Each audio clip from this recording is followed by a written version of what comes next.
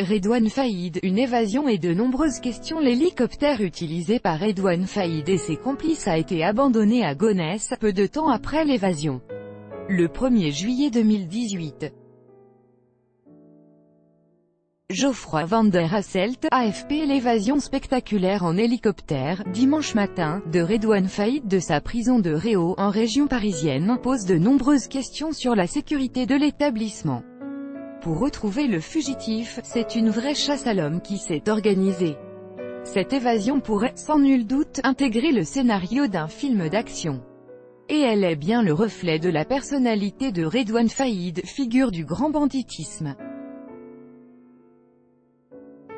Passionné de thrillers américains, il dit avoir vu 1000 fois le célèbre film Hit de Michael Mann, qui oppose Robert De Niro à Al Pacino. Il était 11h30, dimanche matin lorsque qu'un hélicoptère, dont le pilote avait été pris en otage, est venu se poser dans la cour d'honneur de la prison de Réau, en Seine-et-Marne au sud de Paris. La seule cour de la prison dépourvue de filins anti-intrusion et qui est à l'abri des miradors. L'hélicoptère a déposé 2 individus, vêtus de noir, encagoulés, lourdement armés et munis d'une disqueuse. Après avoir lâché des fumigènes, les 2 hommes ont découpé une porte donnant sur un couloir de service menant directement au parloir, où se trouvait Redouane Faïd, qui recevait alors la visite de son frère. Face à un tel commando, le personnel pénitentiaire n'a rien pu faire et moins de 10 minutes plus tard, l'hélicoptère arrachait Redouane Faïd de sa prison. L'appareil a été retrouvé en banlieue parisienne à Gonesse, dans le Val d'Oise, dans une zone d'entrepôt, en partie incendiée. Faïd et ses complices auraient ensuite utilisé une voiture qui a été retrouvée également, brûlée non loin de là. Mais c'est à Aulnay-sous-Bois, en Seine-Saint-Denis, que les enquêteurs perdent la trace de Redouane Faïd monté à bord d'une camionnette blanche. L'homme le plus recherché de France âgé de 46 ans, Redouane Faïd est devenu depuis dimanche l'homme le plus recherché de France. 2900 policiers et gendarmes sont mobilisés pour retrouver le fugitif. L'essentiel des recherches se concentre pour l'instant en région parisienne ainsi que dans les Hauts-de-France. L'avis de recherche concernant le braqueur comporte 2 photos récentes et 7 consignes, on ne peut plus clair, appréhender l'intéressé. Un avis largement communiqué aux compagnies de CRS et de gendarmerie, à la police aux frontières ainsi qu'à tous les aéroports. L'objectif est d'éviter absolument que Redouane Faïd ne quitte le territoire national.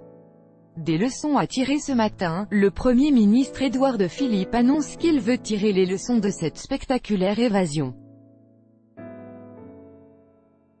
La garde des Sceaux, Nicole Belloubet, qui dès hier soir s'est rendue sur place, a reconnu qu'il y avait peut-être eu des défaillances à Réau et elle a ordonné une mission d'inspection générale de la justice. Nous avons là un commando qui sans doute avait repéré les lieux par le biais de drones. L'enquête judiciaire qui est en cours le dira certainement, et qui a donc conduit à cette évasion tout à fait spectaculaire en permettant à un hélicoptère de se poser sur la seule cour de la prison qui n'était pas couverte par des filins de sécurité. Aujourd'hui se pose la question de savoir si les assaillants ont pu bénéficier de complicités internes.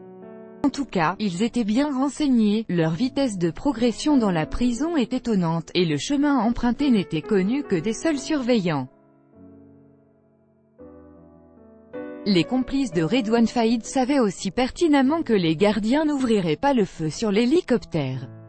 La consigne est la même dans tous les établissements afin d'éviter que l'appareil ne s'abîme sur la prison.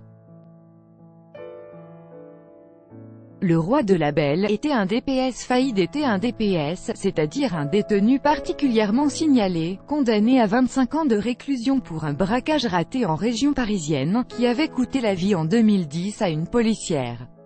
Il a également été condamné à 18 ans de prison pour l'attaque d'un fourgon blindé dans le Pas-de-Calais en 2011, mais aussi à 10 ans de réclusion pour une précédente évasion tout aussi spectaculaire.